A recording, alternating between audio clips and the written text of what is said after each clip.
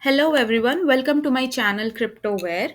Today we are going to discuss about PE structure and we are starting with the very basics. We won't dig into too much deeper but gradually we'll start understanding the deeper part of it also. Now, why do we need to understand the PE structure? It is because during analysis of any PE file, if we don't understand the structure, it would be very difficult for us to understand where a malicious code is present, how is it has been injected, and all other details that will be required. So while we'll be analyzing any PE structure in the future, this thing will be really helpful for us. Another thing, this PE structure is important because whenever an executable gets executed into the memory, so the OS understands how it should be loaded over there, which specific part has which kind of information related to the PE file. So now, as we can see, we have used PE bear and I have already loaded a portable executable file over here. So, any structure, if you ever study about any kind of file type which is having a very specific structure, you will see that it has header and it has some sections. Why do we have the header? Because it has some basic information related to the PE file, to the entire file. Sections would be which specific part of what kind of code is present over there. So that is the reason we have such sections, and that is the very simpler explanation of understanding the structure of any kind of file type. Similar to that, even the PE structure has header, which gives you all information about what is whether it is a portable executable, whether it is 32-bit, whether it is 64-bit, what kind of informations are present at which section, what is the size of that. So all these things are present. So DOS header is the first thing that we see. And let's see, the DOS header has two important things. Why am I mentioning two important things? Because these things are important for us during our analysis. So when we start analyzing a portable executable file, and if required to understand any other option present over here, we'll get into that also. For now, we are just understanding the basic ones. So, magic number is one important thing that signifies what kind of file it is. So, this signifies that this is a portable executable file. So, whenever you open a DLL file, a SRV file, or exe file, a normal executable file, you'll see that this signifies that this is a portable executable file.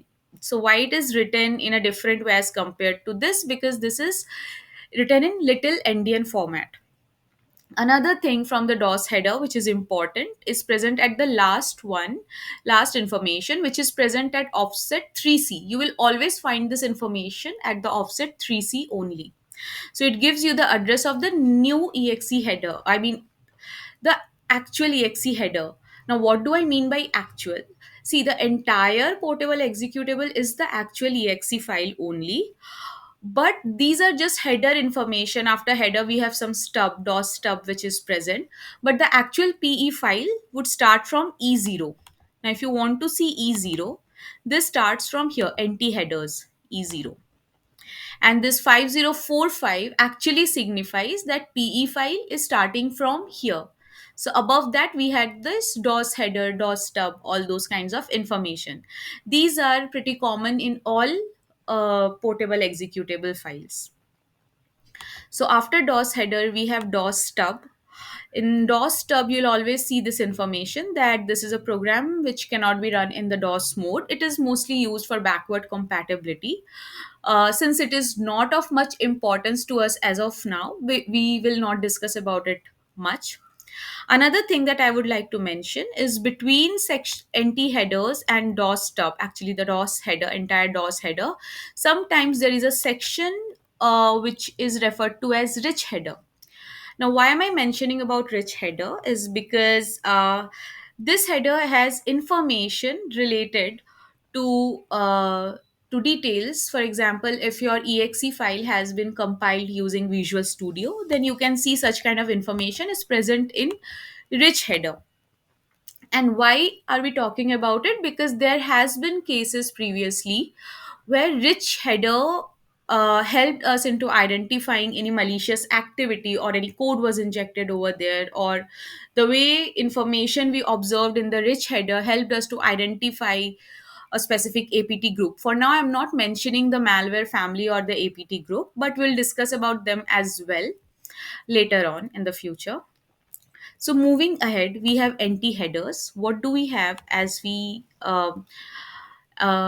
as I mentioned in the DOS header, this 3C gives you the address from where the PE file, actual code and everything starts. So that is the anti header. So here also you'll find the signature. This is the signature, which is again present in all PE file. So you have file header over here, which gives you some more information like machine, what machine is being used, size of optional header, some characteristics. Like it tells you that it is a 32-bit machine. If it was 64-bit application, then it will tell you that it was 64-bit. Optional header is another very important header that we should be, well versed with. Now, it also has a magic number. It's not completely a magic number, but it signifies that, again, whether it is 32-bit, 64-bit, such kind of details, the size of the code, size of the initialized data. So, the optional header has some information which is related to the information which is present in the sections. We'll talk about the section headers in a while. So it tells you about the entry point. So from where the code starts. We'll talk about the we'll talk about the virtual address, raw address, everything later on. So entry point, this is where the code actually starts. So, whenever you try to analyze a portable executable file in a disassembler or in a debugger, the first thing that we always look for, or if they have a default breakpoint, it is always present at the entry point. So, you can always identify the entry point from here. Then again, we have some more information, base of code, base of data. So, which address, like in the sections, we have text, our data, data, dot relocation. So, all those information related to their size, related to their address is present in the optional header from where we can actually identify. Okay, we'll get into these address things in details gradually. I'm not explaining about all these things right now, but we will learn about these specific terms again. For now, we just have to understand that optional header has information which is related to the sections.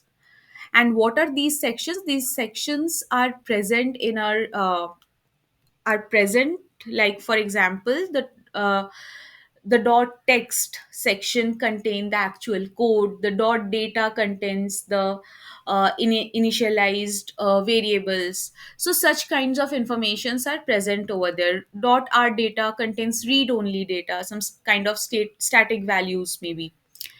Dot relocation would be related to whenever your portable executable is getting loaded into the memory, then how the address is getting relocated. So we will discuss about all these things in our upcoming videos, because the PE structure itself is quite heavy and we need to dig deeper before getting into the advanced part of malware analysis. So for now, we are just trying to understand the basic structure, and we'll gradually move ahead with the difficult parts. We'll learn about all the about different address values, like the definitions, and uh, like we will see how to see them over here. Why is it important? Like, for example, why is the offset like this? What is page RVA, block size? So these are certain things that we'll be discussing. What are imports, exports, what is RVA? So these are something that we'll be discussing in our next in the upcoming sessions. For now, just we have to understand, we are just trying to understand the basic structure, the header and the sections which are present over here, and how you can actually visualize it using any tool.